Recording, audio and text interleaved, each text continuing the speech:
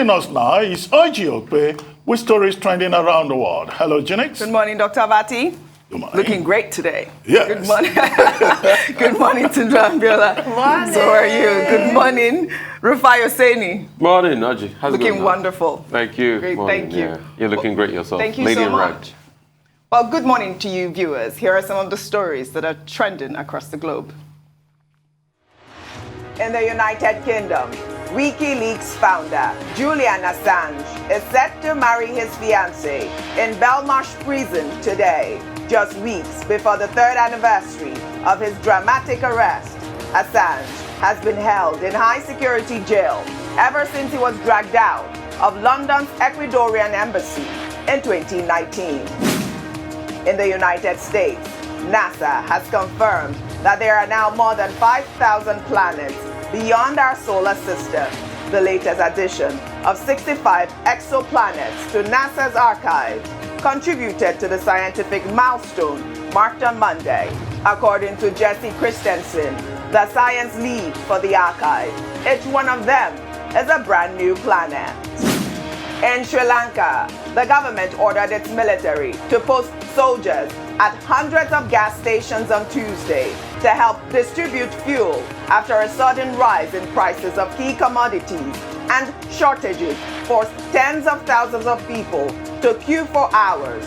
According to officials, the decision to position troops near petrol pumps and kerosene supply points came after 3 elderly people dropped dead during their wait in long queues. Under sports, Brazilian forward Neymar was revealed on Tuesday as the highest paid player in French football, ahead of Paris Saint-Germain teammates Lionel Messi and Kylian Mbappe. According to L'Equipe, the League One star is set to earn an extraordinary 3.4 million euros a month, while Ajax goalkeeper Andre Onana escaped death after a horrific car crash in his home country, Cameroon, ahead of their World Cup playoff against Algeria. The 25-year-old was on his way to Douala from the capital Yaoundé when the accident occurred, but fortunately escaped unscathed. Finally, under entertainment, Grammy Award-winning artist Burna Boy has made history by becoming the first Nigerian musician to sell out the Accor Arena in Paris twice. The Afrofusion artist delivered the energetic performance on Monday night, playing some of his hit songs to a crowd of over 20,000 people.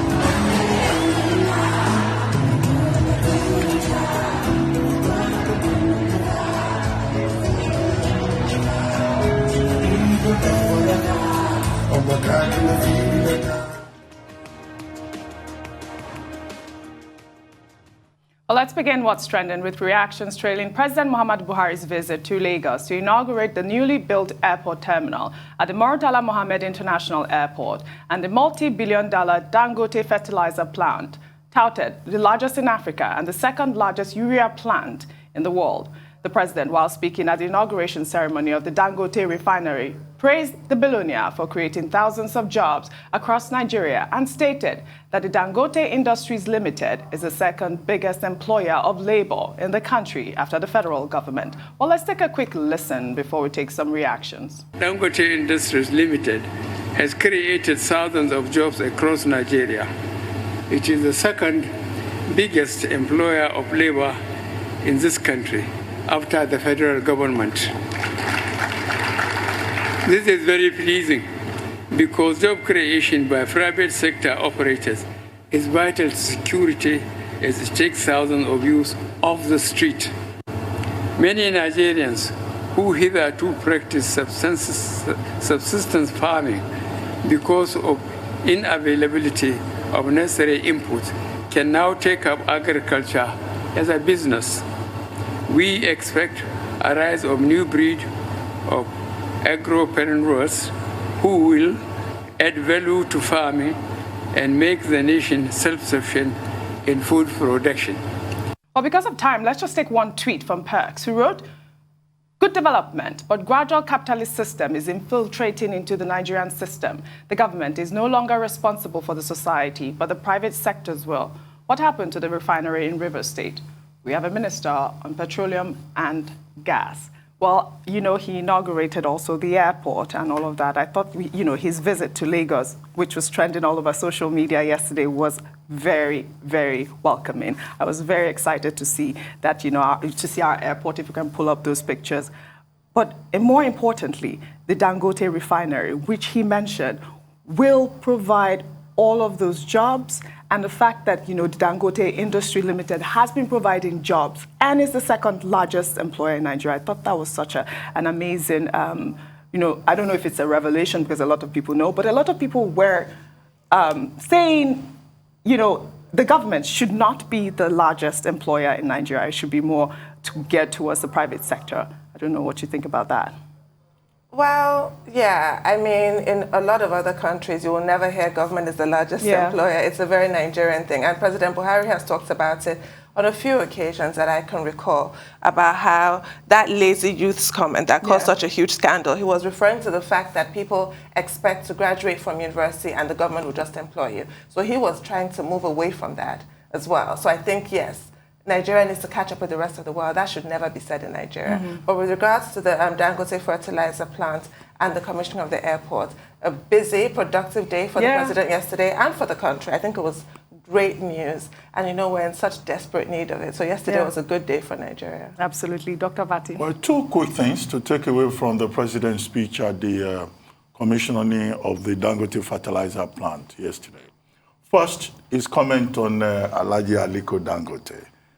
The courage that he continues to demonstrate in investing his capital and time in Nigeria, and also serving as a Nigerian ambassador in terms of entrepreneurship in more than 12 African countries, and also his patriotism. The president especially acknowledged the fact that the Dangote Group is the second largest employer of labor in Nigeria. Yes. And I think there was a reference to Alhaji Dangote himself saying, look, many of his friends go and save their money abroad or in safe havens, but he prefers to invest his money here to create opportunities. The challenge, we take that positive commendation from the president of Nigeria, but the challenge is to create more Aliko Dangotes. Yes. By promoting private sector involvement, by encouraging entrepreneurship.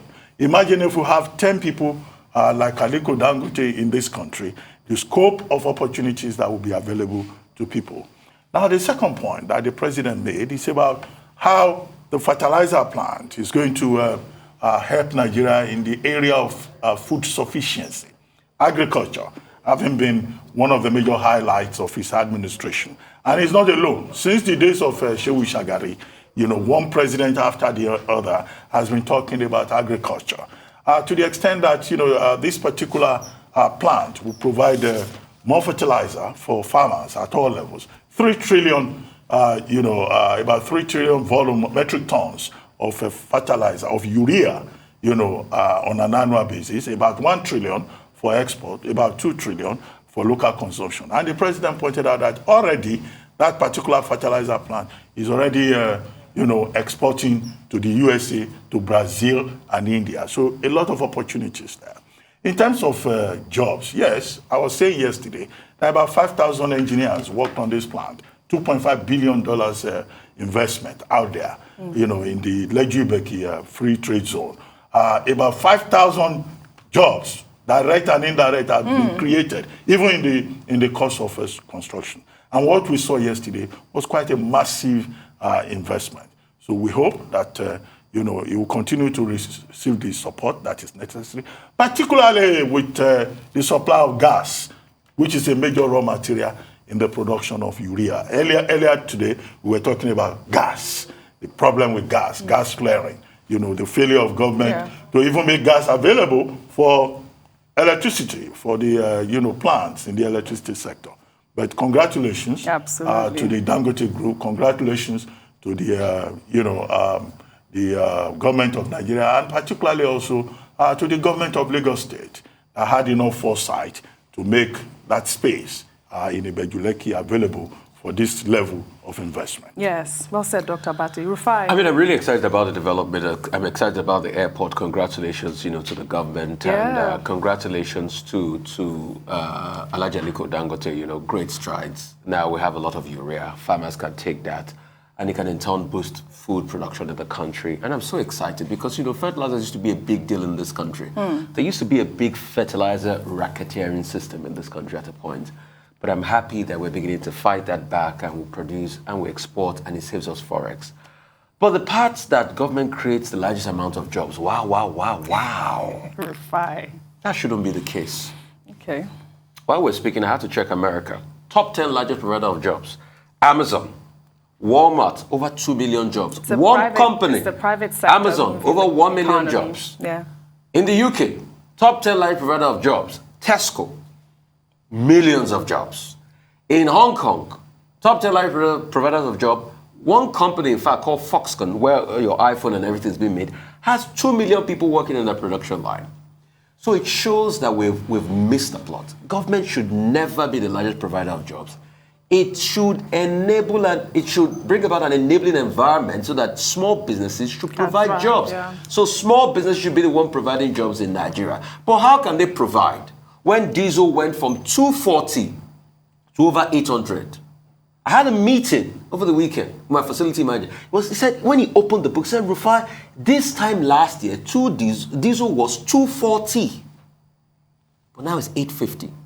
Manufacturers are complaining that jobs are going to be lost. There's, problems with crude oil thefts. People can't even get gas. We just hope when the refinery, kicks off, the fertilizer plant kicks off, we'll not have problems with gas sabotage. So these are the problems on ground as we speak. Right. And that's why government is not enabling the environment to create jobs. So what government should do, invest in small businesses. Ensure we have millions of Aliko Dangotes. We have over 41 million SMEs. Let them create the jobs and take a back seat. When you do that, a lot of people will leave the civil service. So government can even save its money to be able to do other things. Right. Well, what you have said, there's something nostalgic about it. There was a time in this Lagos that the private sector was thriving. At 5 o'clock, if we close from work, standing by the balcony, you see buses taking people from Apapa back to the mainland. After about a few years, those same buses became buses with church inscriptions. Yes. All the factories have been converted to Pentecostal churches where people go and shout hallelujah and dance. Huh? And we're losing our economy. Right. That's why we have over 33% unemployment rate. We're not creating jobs. It's a sad case. Well, all right. We shall take another story.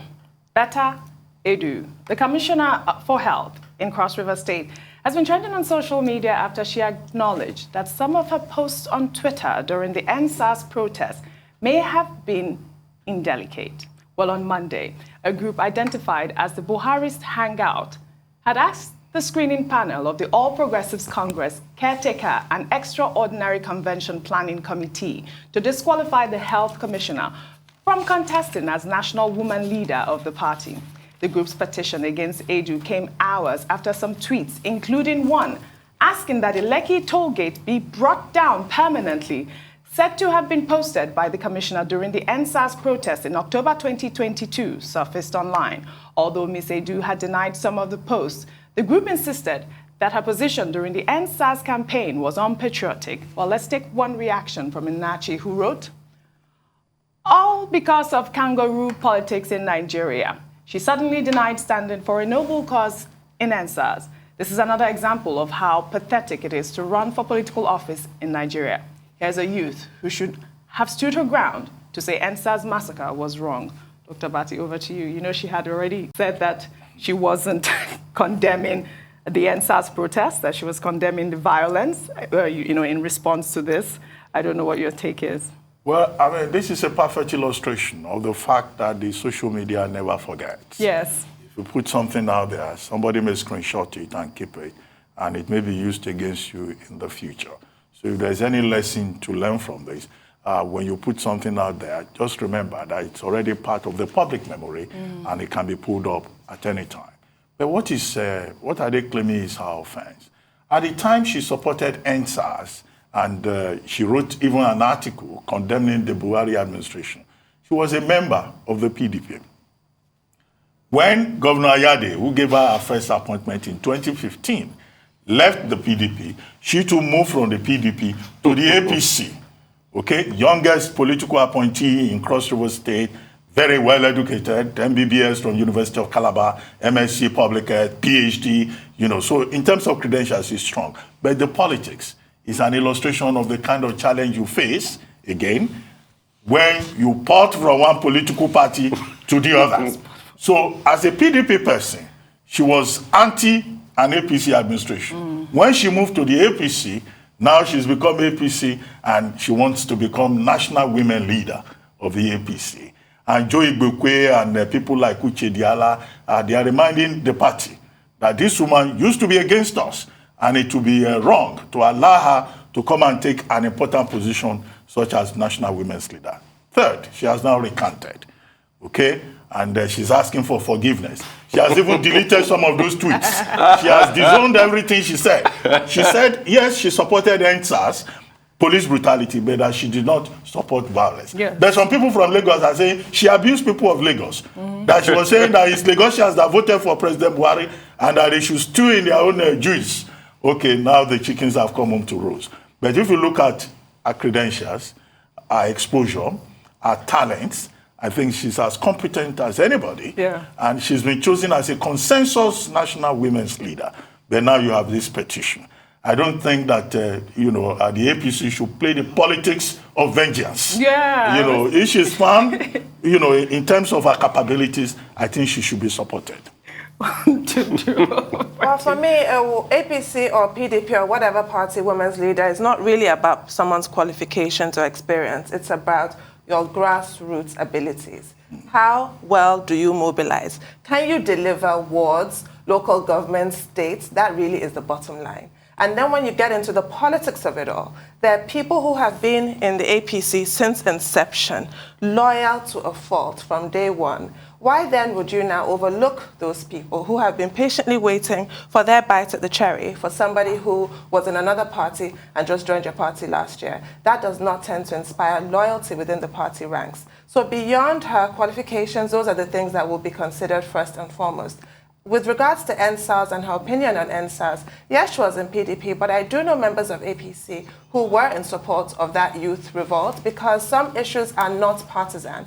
You might recall a senator, an APC senator, Smarter Adeyemi, who broke down in tears on the Senate floor talking about insecurity in this country. And another senator, Senator Remi Tinubu, chastised him and said, are you the opposition? That's hardly the point. It's not a partisan issue. Right to life, right to dignity. Certain things are non-negotiable. It's not about APC or PDP. For me, if she was critical without being abusive, because for me, that's the line you'd never cross, I don't see anything wrong with her tweets. But the main issue is, can she mobilize? Can she deliver? And has she served faithfully as other people have? It's not really fair to jump a queue when other people have been there from day one. Fire last words. As a consensus candidate. I'm just saying, my personal opinion, that's my opinion. Because we don't have time. Yes. For the fact that we have a country that some people still see NSAS as a partisan issue, I'd like to ask, sad. Do we really have a country? Do we really have a country? That some people can still see NSAS as your side of the divide, maybe APC or PDP. I think we don't have a national ethos in this country. Well, all right. We'll leave it at that. Thank you all for your beautiful analysis. That's all I have for you on What's Trending today. I'll see you tomorrow.